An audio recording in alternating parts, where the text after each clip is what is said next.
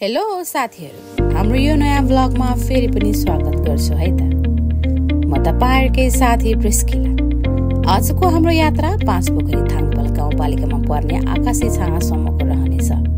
यो यात्रा पनि निकै नै रमणीय हुनेछ भन्ने आशा गर्दछु।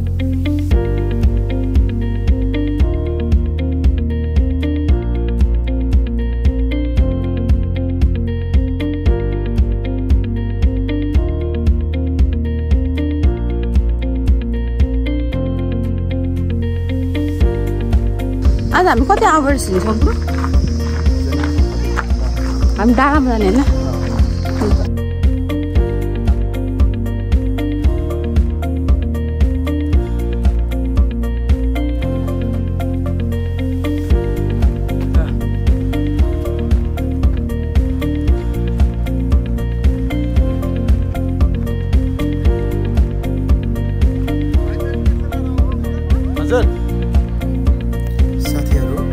क्रममा हामी एउटा एकदमै रमणीय ठाउँमा आइपुगेका छौँ है।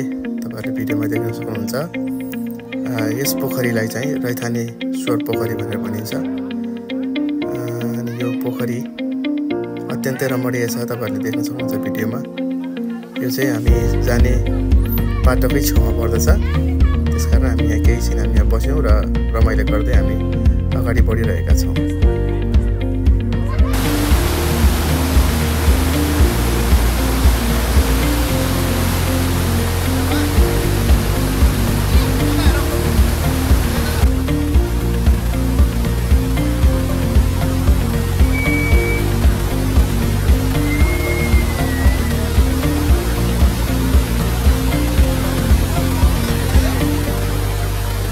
Hola.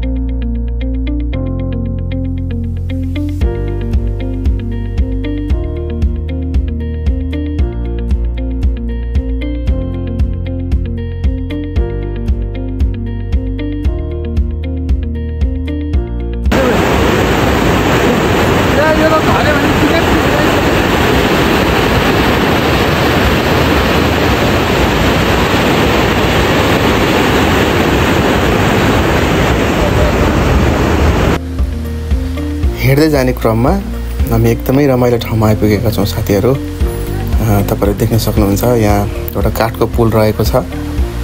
अनि मुनि चाहिँ खोला बगिरहेको छ। यहाँको पानी अत्यन्तै सफा अनि निश्चल छ। अनि अब हामी केही समय यहाँ रमाइलो गर्नेछौँ, पानी खेल्नेछौँ। अनि त्यसपछि फेरि हाम्रो गन्तव्यतर्फ हामी लाग्नेछौँ।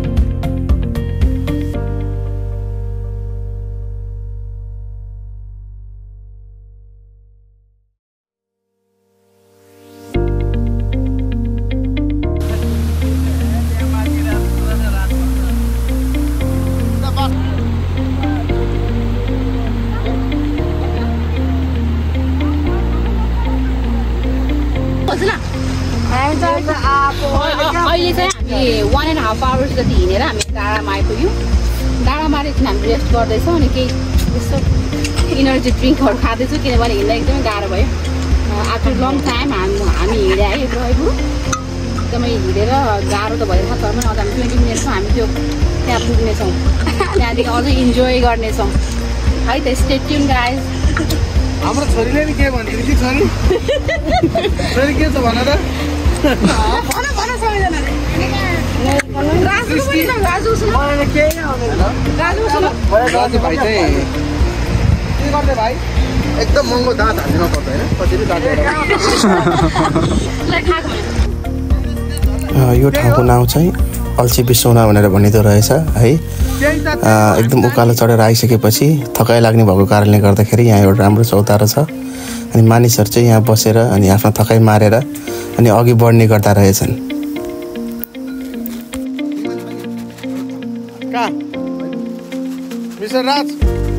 मिस्टर राज के छ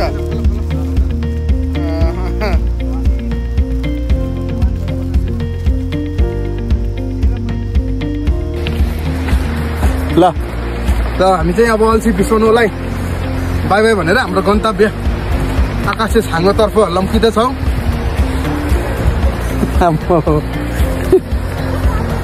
पारा हाकिहाल्छ कस्तो हुँदैछ तपाईँको यात्रा दिमागै इन्जोय भइरहेछ guys. This is called adventure.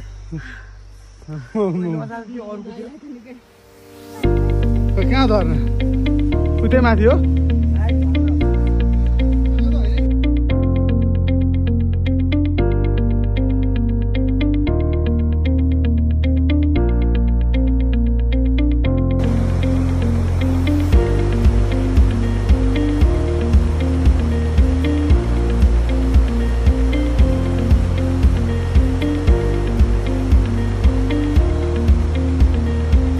भाउजू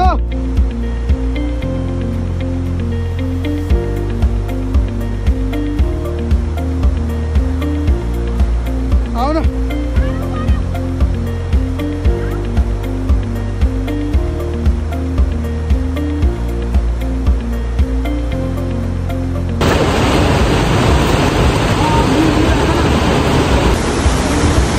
ल आउन आउन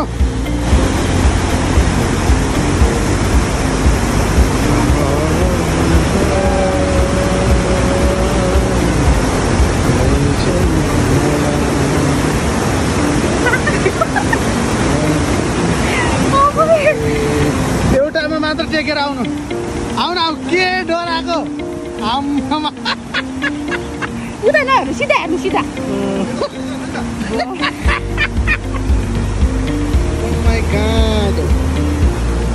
त्यहाँ गहिरो छ बुढी धेरै त उति आधी गहिरो यहाँ पनि आधी आधी त आउँछ।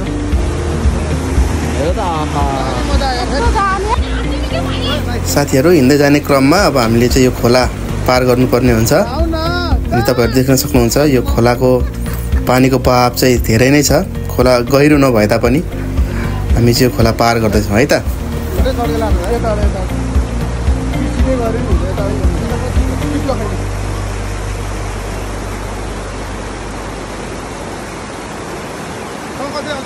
म आउँछु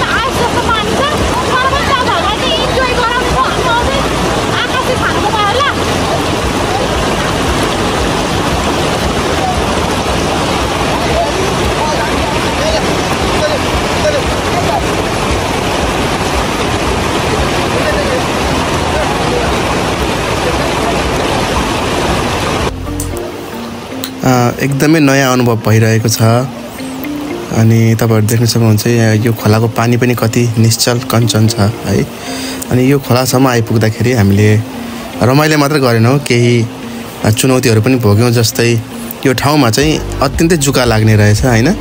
अनि हिँड्दै जाने क्रममा चाहिँ हामीले जुत्ता फुगालेर हिँड्नुपर्ने भयो, जुका लाग्यो, त्यो चुनौतीहरू हामीले भोग्यौं।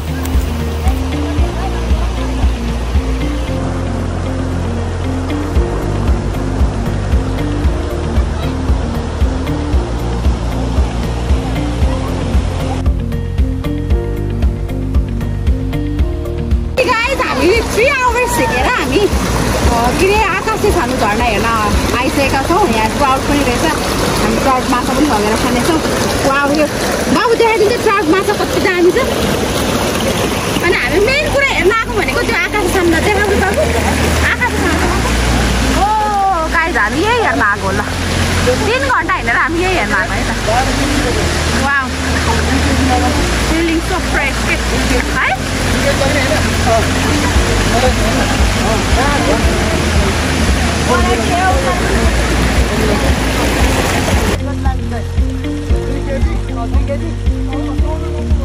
साउले सोध्नुपर्छ।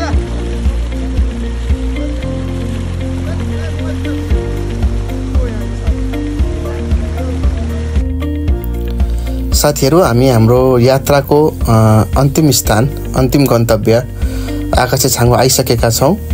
तपाईँहरूले भिडियोमा देख्न सक्नुहुनेछ। यो स्थानलाई चाहिँ आकाशे छाङ्गो भनेर भनिन्छ।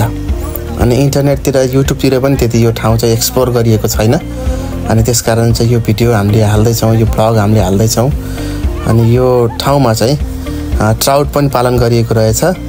हाम्रो योजना चाहिँ यहाँको ट्राउट लगेर खाने योजना छ। अब हेरौँ के हुन्छ।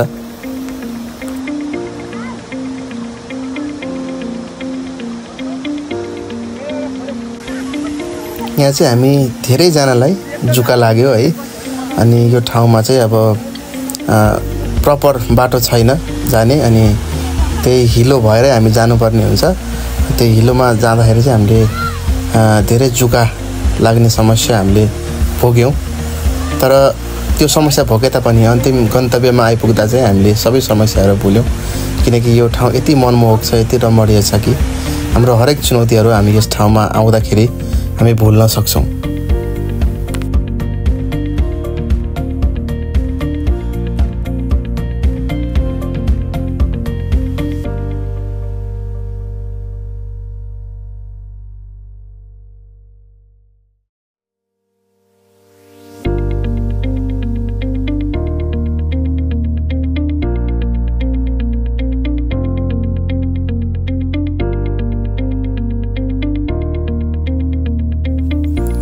अनि यो स्थानमा केही समय बसेर, केही समय रमाएर हामी आफ्नो घरतर्फ लाग्यौँ।